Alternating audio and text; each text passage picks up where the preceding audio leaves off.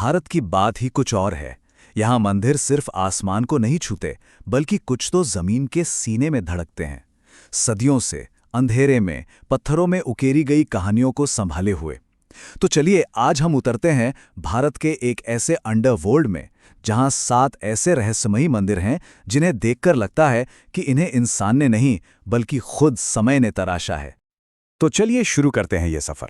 देखिए, आमतौर पर हम मंदिरों को उनके ऊंचे ऊंचे शिखरों से पहचानते हैं, है ना? लेकिन आज हम उन मंदिरों की गहराइयों में उतरने वाले हैं जो पत्थर के दिल में बसे हैं, जमीन के नीचे। और यकीन मानिए, ये सिर्फ वास्तुकला नहीं, ये एक अलग ही एहसास है। हमारी यात्रा का पहला पड़ाव है दक्षिण भारत। यहाँ सदियों पहले प्राचीन राजवंशों ने चट्टानों को काटकर कुछ ऐसे चमत्कार रचे जो आज भी हमें हैरान कर देते हैं। तो सबसे पहले हम चलते हैं तमिलनाडु के तट पर बसे मामल्लपुरम। यहाँ है 7वीं सदी का वराह गुफा मंदिर, जो आज भी सोचिए चुपचाप समुंदर की लहरें सुनता है। और इसकी खास बात यह है कि इसे ग्रेनाइट की एक ही विशाल पहाड़ी को अंदर से खोखला करके बनाया गया है। ये मंदिर भगवान विष्णु को समर्पित है।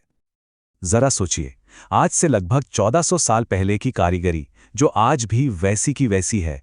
यहाँ की हर मूर्ति, हर खंबा, सब कुछ उसी एक चट्टान का हिस्सा है जिसे कभी अलग किया ही नहीं गया।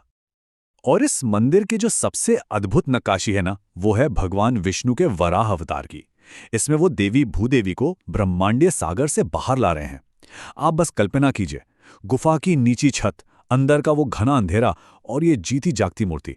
देखकर ऐसा लगता है मानो इतिहास खुद सांस रोककर हमें देख रहा हो। अच्छा, दक्षिण में ही थोड़ा और आगे बढ़ते हैं और पहुंचते हैं आंध्र प्रदेश की उंडमवल्ली गुफाओं में। कृष्णा नदी के पास बनी ये गुफाएं, पता है, पहले एक जैन मठ हुआ करती थीं, जो बाद में एक विशाल हिंदू मंदिर में बदल गईं। और इनका जो सबसे बड़ा आकर्षण है, वो है एक ही ग्रेनाइट पत्थर से तराशी गई भगवान विष्णु की 20 फीट लंबी लेटी हुई मूर्ति। सिर्फ इस एक मूर्ति के लिए बनाया गया पूरा का पूरा हॉल, और बाहर बहती कृष्णा नदी की वो धीमी धीमी आवाज, ये दोनों मिलकर इस जगह को एक ऐसी शांति देते हैं जो शायद ही कहीं और मिले। यहां आकर ना आपको लगेगा ही नहीं कि आप किसी मंदिर में हैं। ऐसा लगेगा जैसे समय की किसी बहुत गहरी गुफा में उतर आए हैं। अब हमारा सफर पहुंचता है कर्नाटक, जहां 6ठी शताब्दी में लाल बलुआ पत्थर की पहाड़ियों को काटकर बादामी गुफा मंदिर बनाए गए थे। और ये चालुक्य वंश की वास्तुकला का एक बेजोड़ नमूना है। इन सभी गुफाओं में से गुफा नंबर 3 सबसे शानदार है, जो भगवान विष्णु को समर्पित है।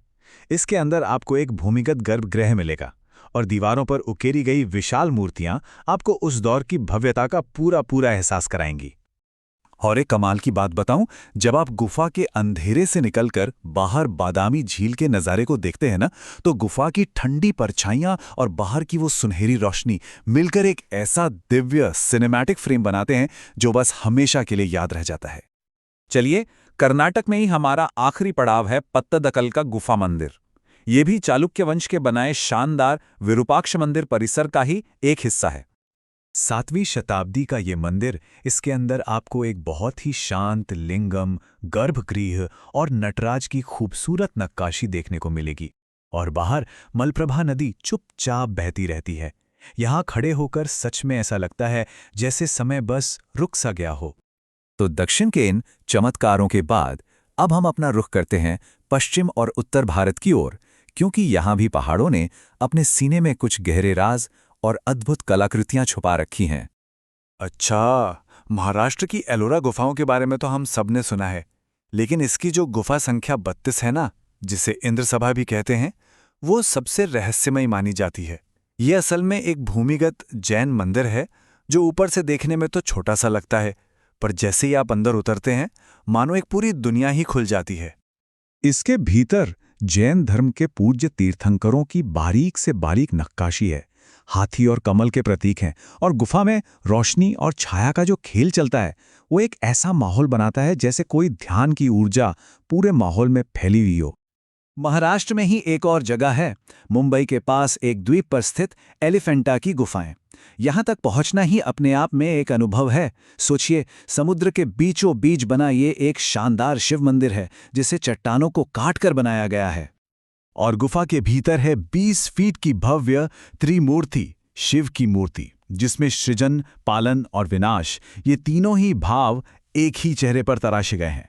गुफा का वो अंधेरा और ये विशाल मूर्ति आपको किसी दूसरी ही दुनिया का एहसास कराएंगे। तो चलिए अब हम पहुंचते हैं उत्तर में, हिमाचल प्रदेश की शांत कांगड़ा घाटी में छुपे मसरूर मंदिर। ये 8वीं सदी का एक मोनोलिथिक आश्चर्य है। मोनोलिथिक मतलब इसे किसी ईंट या पत्थर से जोड़ा नहीं गया, बल्कि एक ही विशाल पहाड़ी को ऊपर से नीचे तक तराश कर बनाया गया है। आप बस सोचकर देखिए, एक ही चट्टान से बने 15 मंदिरों का पूरा समूह, सामने एक शांत तालाब और उसमें मंदिर का वो खूबसूरत प्रतिबिंब, और साथ में हिमालय की बर्फीली हवा। ये सब मिलकर इसे भारत का मिनी कैलाश होने का एहसास देते हैं। तो इस पूरे सफर के अंत में हम इन सभी जगहों से सिर्फ तस्वीरें नहीं, बल्कि एक बहुत ही गहरा और शांत अनुभव लेकर लौटते हैं। तो सवाल ये उठता है कि क्या ये मंदिर सिर्फ पत्थर और वास्तुकला के नमूने हैं, या इनसे कहीं ज्यादा कुछ और है? देखिए, ये मंदिर सिर्फ इमारतें नहीं हैं, ये तो भारत की आत्मा है। पत्थर के भीतर उकेरी गई वो कहानियां जहां पहुंचकर समय ठहर जाता है और हमारा मन शहरों के शोर से दूर एक भीतरी यात्रा पर निकल पड़ता है। शायद ये भूमिगत मंदिर हमें बस यही सिखाते हैं कि दिव्यता को पाने के लिए हमेशा ऊपर आसमान की तरफ ही नहीं देखना होता, कभी-कभी खुद के भीतर भी उतरना पड़ता है। अगर आप भारत के ऐसे रहस्यों पर और भी बहुत कुछ जानना चाहते हैं, तो हमें लाइक और सब्सक्राइब जरूर करें।